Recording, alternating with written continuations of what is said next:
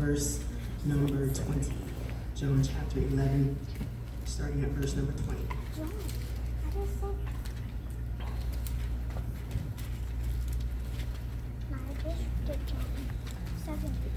7.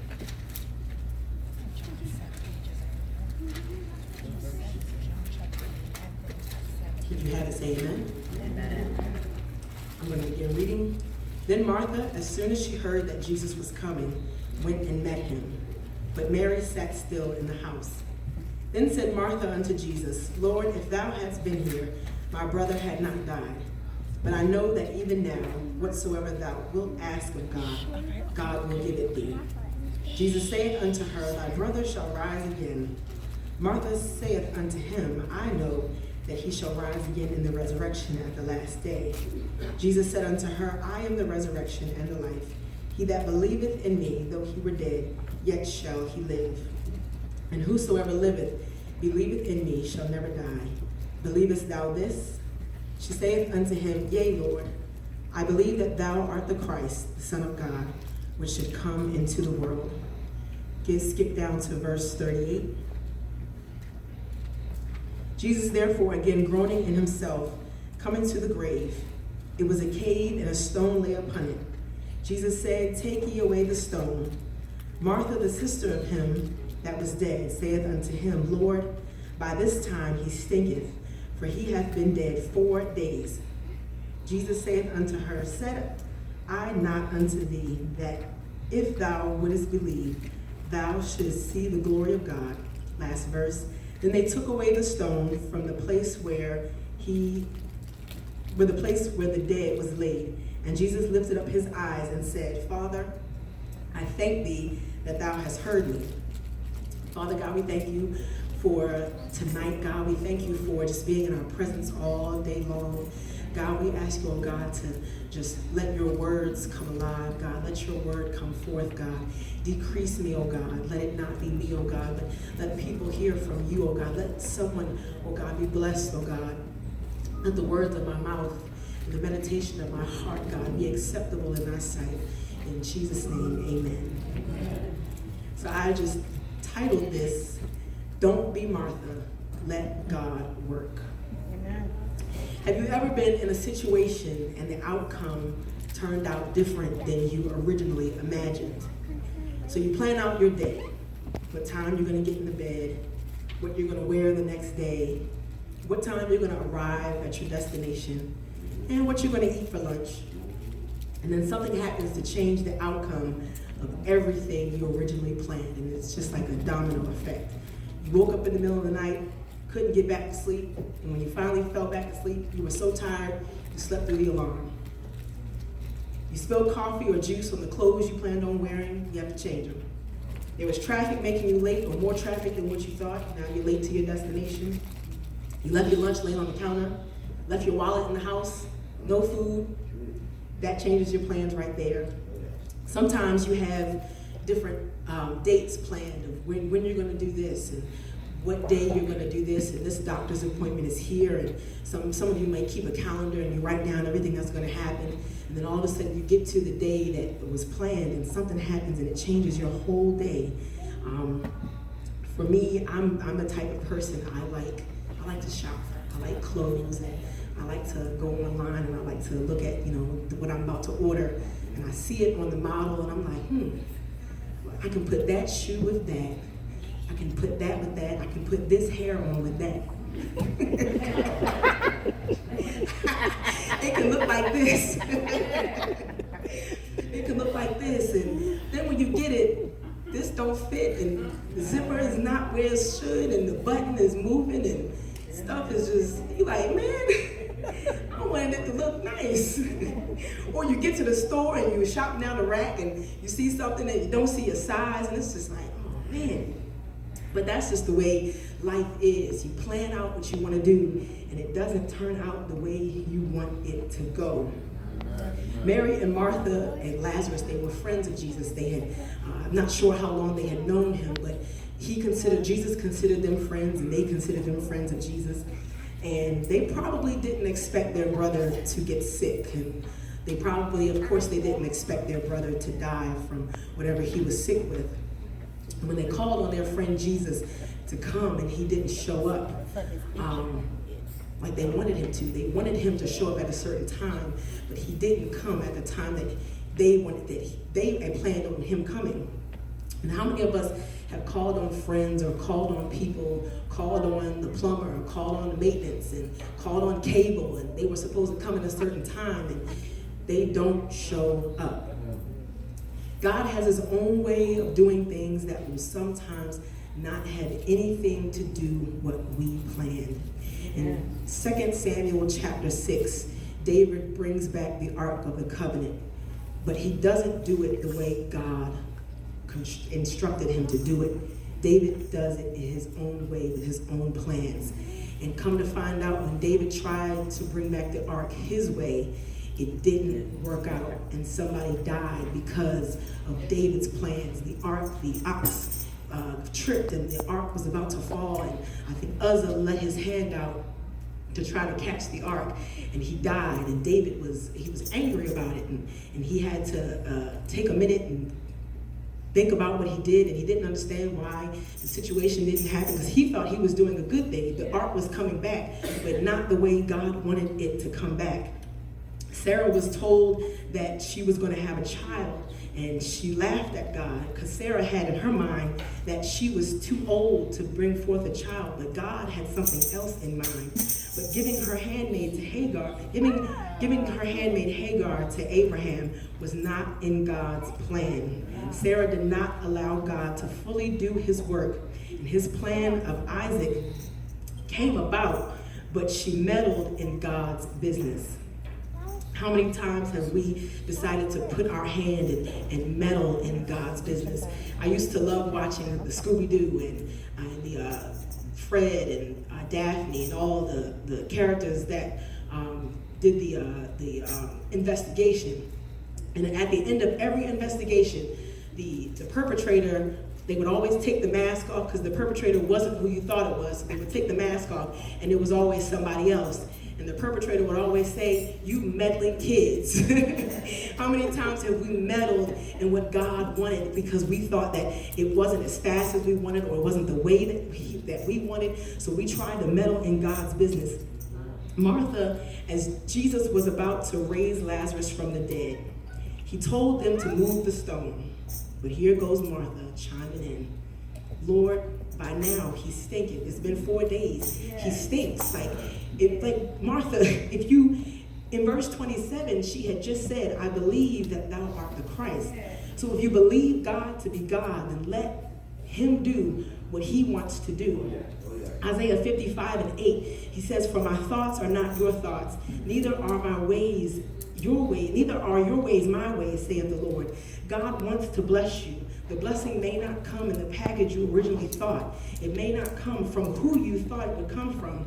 And I've heard different people's testimonies about them needing something, or about them being in need of especially a financial need, and how somebody will put money in their hand or write them a check, and they didn't think that it would come from the person that it was coming from. God has a way of doing that. He has a way of putting packages in the form that we don't expect it to come. And we say a lot of times, if God can do it for them, then he can do it for me. But God may not do it the same way he did for them that he might do for you. You can't expect God to heal you the same way he healed your sister. You can't expect God to give you that house the same way he gave your brother.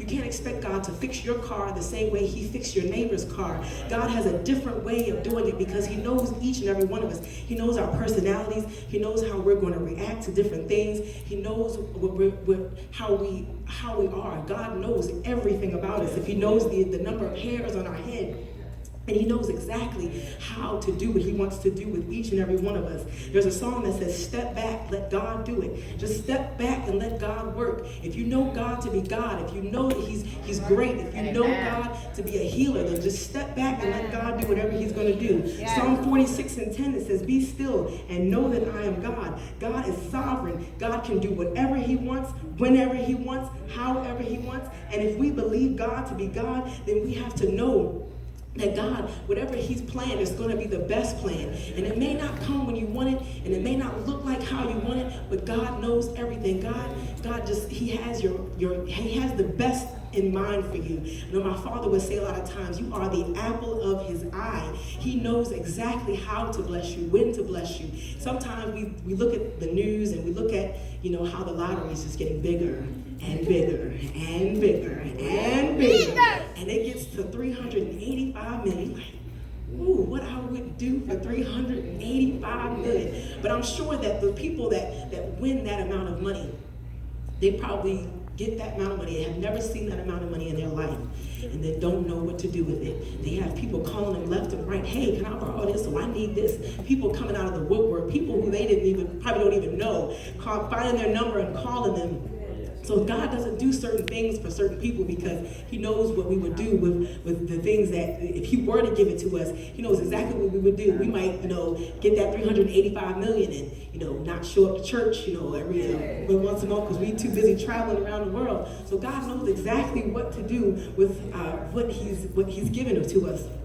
And just this weekend, I went through a situation. My best friend scheduled to have a baby, I think either July 12th or 13th, so she was pretty far along. So Friday night, we decorated the hall for the baby shower. Saturday morning, I got a text message on my phone and I got a call from her husband, and they said they were at the hospital. They had to do an emergency C-section. The baby didn't make it. And I couldn't really wrap my mind around it. We had just seen her when we were decorating. She was fine. We decorated the whole hall the way she wanted it, and it was beautiful, and everything was planned according to how it was supposed to go. I've never been to a baby shower that had to be canceled for that reason.